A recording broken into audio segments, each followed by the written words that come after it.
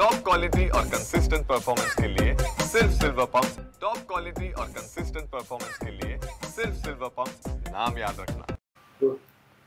उपमुख्यमंत्री एकनाथ शिंदे यांच्या प्रमुख उपस्थितीत मुंबई येथे नांदेडच्या विकास आराखड्यासंदर्भात बैठक पार पडली। या बैठकीला शिवसेनेचे नेते आमदार हेमंत पाटील यांच्यासह नांदेड येथील खासदार व आमदार उपस्थित होते। आता आपल्यासोबत आमदार हेमंत पाटील आहेत। काय सांगाल साहेब, उपमुख्यमंत्री एकनाथ शिंदे यांच्या उपस्थितीत बैठक पार पडली। 25 वर्षाचा म्हणजे जे विकास आराखडा डोळ्यासमोर ठेवून ही बैठक झाली। नांदेड शहर हे एक ऐतिहासिक शहर आहे।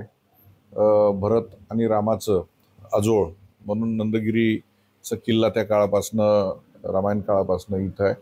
गुरु गोविंद सिंहाच्या वास्तव्यानं पावन झालेलं हे शहर आहे।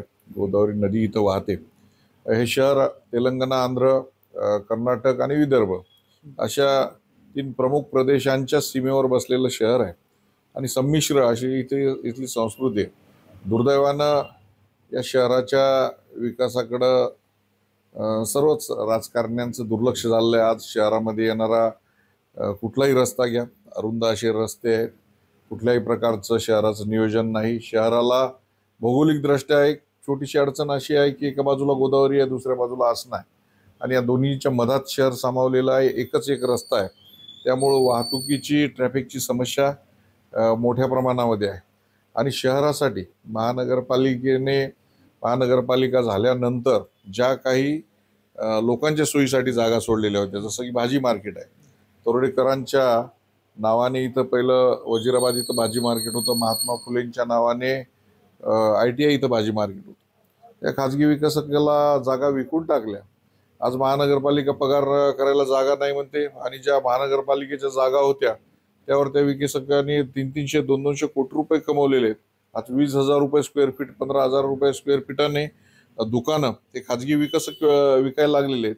जी गोष्ट खाजगी विकासक तिथं कॉम्प्लेक्स बांधू शकतो, तर नांदेड वाघाळा महानगरपालिका बांधत नाही का? कैलासवासी सगणे साहेबाच्या काळामध्ये स्टेडियमला त्यांनी त्यावेळेस दुकानं बांधले, ती गाळे विकले, किंवा शिवाजीनगरला मोठ्या प्रमाणामध्ये महानगरपालिकेने दुकानं बांधून त्यावेळेस भाड्याने दिलेली होती। हीच गोष्ट ज्यांचं गेल्या 70 वर्षापासून नांदेड शहरावर राज्य आहे, त्यांनी हे जो नांदेड शहर आहे हे शहर विकायला काढलेलं आहे आणि त्या माध्यमातून खाजगी विकासकांना या मोकळ्या जागा देतात। ज्या गोष्टीसाठी भाजी मार्केट आहे, तर ते भाजी विकणारे रस्त्यावर येऊन फुटपाथवर भाजी विकतात। फुटपाथवर चालण्यासाठी जागा आहे, ते चालणारे रस्त्याने चालतात, वाहनांना जायला जागा नाही, शहराचा विकास नाही। हे मोठं शहराचं दुर्दैव आहे। आज नांदेड शहराच्या आजूबाजूला 5 किलोमीटर परिसरामध्ये ग्रामीण भागामध्ये मोठ्या प्रमाणामध्ये इमारतींचं पेव फुटलेलं आहे।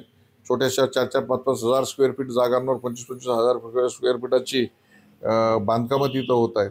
कुठलंही खेळाचं मैदान नाही, कुठेही बगीचा नाही, कुठल्याही पार्किंगसाठी प्लेसेस नाही, कुठलेही आरक्षण नाही। अशा परिस्थितीमध्ये नांदेड शहर व आजूबाजूच्या 20 किलोमीटर परिसराचा विकास झाला पाहिजे। रस्ते, वेगवेगळ्या प्रकारच्या नागरिकांच्या सुविधा या निर्माण झाल्या पाहिजे, यासाठी ही बैठक बोलवण्यात आली होती। आणि MMRDA रिजनच्या माध्यमातून ज्या पद्धतीनं सिडकोचा विकास झाला त्या पद्धतीचं आखीव शहर झालं पाहिजे, यासाठी ही बैठक बोलवली होती। काही लोकांनी समर्थन केलं, काही लोकांनी दुर्दैवानं याला विरोध केलेला आहे। त्यांची कायमस्वरूपी एक सोन्याचं अंड देणारी कोंबडी पण या महानगरपालिकेकडे बघितलेलं आहे। तर अशा वेळेस सर्व लोकप्रतिनिधींनी राजकीय किंवा आर्थिक हितसंबंध बाजूला ठेवून या प्रश्नावर एकत्र आलं पाहिजे, एक नांदेडकर म्हणून मला हे असं वाटतं। भाऊ, या बैठकीला तुमच्यासह भाजपाचे नेते खासदार अशोक चव्हाण, खासदार डॉक्टर अजित गोपछडे, आमदार बालाजी कल्याणकर, आमदार आनंद पाटील गुंडारकर सुद्धा होते। त्यात भाजपा नेत्याची भूमिका काय होती, विशेष करून खासदार अशोकराव चव्हाण यांची भूमिका काय होती? नाही, आपल्याला जाणीव आहे की माननीय अशोक चव्हाण साहेबाचंच गेल्या 50 वर्षापासून या महानगरपालिकेवरती वर्चस्व राहिलेलं आहे। त्यांनीच सगळे धोरणं, आराखडे तयार केले आहेत। गुरुतागद्दीच्या माध्यमातून नांदेड शहराला 2200-2500 कोटी रुपये आले, परंतु या पैशाच्या माध्यमातून आज ड्रेनेज लाईन बघताय, कामं मोठ्या प्रमाणावर होत आहेत, ठेकेदार गब्बर होत आहेत, परंतु ड्रेनेज लाईन टोटली कोलॅप्स झालेल्या आहेत। ट्रॅफिकची, वाहतुकीची मोठ्या प्रमाणावर समस्या आहे। नाही म्हणायला 2-3 उड्डाणपुलं त्या काळामध्ये झाले, परंतु एवढा मोठा पैसा खर्च करून एक आंतरराष्ट्रीय दर्जाचं शहर झालं असतं ते होऊ शकलं नाही. आपण बघताय की त्या बैठकी तशी गोपनीय असते आणि त्या बैठकीतल्या काही गोष्टी बाहेर आल्या नाही. परंतु निश्चित एकनाथ शिंदे साहेबांनी एक सकारात्मक प्रतिसाद दिलेला आहे आणि येत्या काही दिवसामध्ये हे प्राधिकरण करण्याच्या दृष्टीनं पाऊल पडलेलं आहे. हो, सरकार जो निर्णय घेतो जो पहिलीपासून हिंदी शिकवली पाहिजे, याला जे आहे ते आता ठाकरे बंधू विरोध करताना पाहायला मिळतात. 5 तारखेला मोर्चा निघणार आहे. 5 तारखेला मोर्चा निघतोय तो त्यांच्या राजकारणाचा भाग आहे. कोणाच्या पोरांना काय शिकावं हा त्याचा प्रश्न आहे. खरं म्हणजे हिंदी, इंग्रजी आणि मराठी आता हे तिन्ही भाषा महाराष्ट्रातल्या सगळ्याच पोरांना येतात. त्यात शिकण्यासारखं काय आहे? पण रस्त्यावरचे तुम्हाला सांगतो अडाणी माणसं सुद्धा आपल्याकडे हिंदी बोलतात. त्याला शिकायचं असेल तर शिकेल, त्याला शिकायचं नसेल तर शिकणार नाही. परंतु या जगामध्ये जी काही भाषा चालते ती आमच्या पोरांनी शिकली पाहिजे. जर्मन सारख्या देशामध्ये मी खासदार असताना तिथे गेलो होतो. 15-20 हजार लोकांची तिथं आवश्यकता आहे वेगवेगळ्या तांत्रिक कामांसाठी. परंतु त्यांची अट आहे की त्याला जर्मनी आली पाहिजे. त्याचबरोबर जापानमध्ये सुद्धा मी गेलो होतो. जापानमध्ये सुद्धा भारतातल्या एक तांत्रिक काम करणाऱ्या 10,000 लोकांची आवश्यकता आहे. परंतु त्यांची अट आहे त्याला जापानी आली पाहिजे. खरं म्हणजे मातृभाषेतून जे शिक्षण असतं हे मातृभाषेतून पोरांना समजायला सोपं जातं. त्यांच्या संकल्पना, त्याच्या संज्ञा त्यांना नीट कळतात. म्हणून शालेय शिक्षण हे मातृभाषेतून दिलं पाहिजे.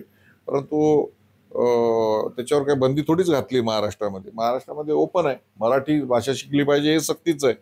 बाकी विषय शिकून म्हणजे काही सक्तीची कुठले केले नाही. फक्त मराठी भाषाच इथं सक्तीची केलेली आहे.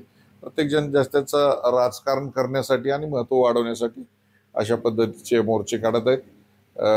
मराठी भाषा ही काही मरणारी भाषा नाही आहे. आज माझ्याकडं सीमावर्ती भाग आहे. आज नांदेडच्या बाजूला बिदर किंवा तेलंगणाचा भाग आहे. आज बिदर, गुलबर्गा सारख्या ठिकाणी मराठी शाळा होत्या, बंद पडल्या त्या शाळा. तिथं विद्यार्थी मिळत नाही म्हणून त्या शाळा बंद पडायला लागलेल्या आहेत. तिथली जी मराठी भाषा हळूहळू संकुचित होत चाललेली आहे. कारण काय की शाळा नाही, त्याच्यामुळे नवीन पिढीच्या पोरांना शिकवलं जात नाही, त्याच्यामुळे त्यांना ती भाषा येत नाही.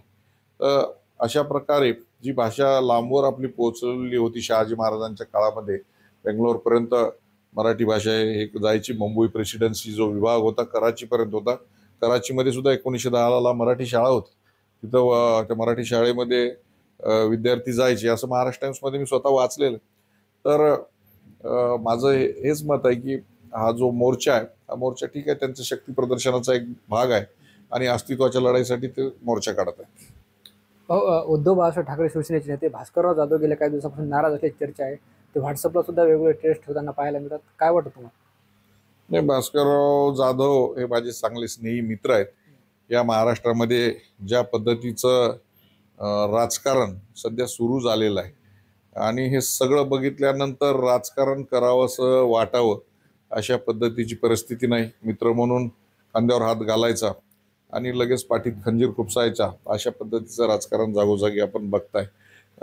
किंवा स्पर्धेपोटी जे मित्र म्हणून जवळ घ्यायचं आणि परत त्यालाच कसं आवडता येईल अशा पद्धतीचं राजकारण चालू झालेलं आहे आणि त्याच्यामुळं खूप काही राजकारण करावं अशा पद्धतीची परिस्थिती नाही.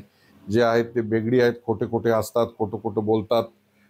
काम करणाऱ्याला काम कसं करू देता येणार नाही अशा पद्धतीची स्थिती या महाराष्ट्रामध्ये निर्माण झालेली आहे. आणि जे काही भास्कर जाधवांचं मत आहे त्या मताशी मीही सहमत आहे. मला सुद्धा हे सगळं बघितल्यानंतर फार काही राजकारण करावं किंवा या बेगडी लोकांमध्ये राहावं असं वाटत नाही. भाऊ, शिवसेनेचे संभाजीनगरचे खासदार संदीपान भुमरे यांच्या ड्रायव्हरच्या जे आहे ते नावावर 150 कोटी रुपयाची जमीन त्यांना गिफ्ट देण्यात आली, बक्षीस देण्यात आली अशी माहिती पुढे आली. त्यामुळे संदीपान भुमरे सुद्धा अडचणीत येण्याची शक्यता काय वाटतं? नाही, आता जास्तीचा प्रश्न आहे. त्यांना स्वतःच्या नावावर घेता आलं नसेल, ड्रायव्हरच्या नावावर घेतली असेल त्यांनी. आणि ठीक आहे, त्याच्यामध्ये जे काय आहे ते तपासून घेतील. इन्कम टॅक्स डिपार्टमेंट तपासून घेईल. त्याच्यामुळं ड्रायव्हर असला तो जमीन घेऊ शकत नाही असं थोडीच आहे. ड्रायव्हर किंवा दुसरे काही व्यवसाय असतील, काय असेल त्याचं, तर ती तपासणी होईल.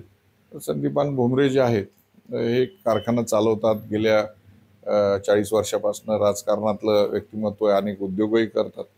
त्याच्यामुळं त्यांची सोयीने ते केलं असेल. त्याबद्दल मी काय जास्त उहापोह करू शकत.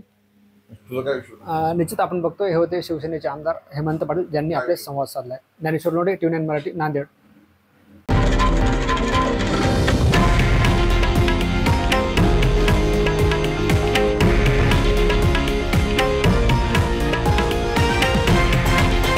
हे आहे देशातील नंबर 1 न्यूज नेटवर्क आणि आपण पाहत आहात TV9 मराठी, एकमेव.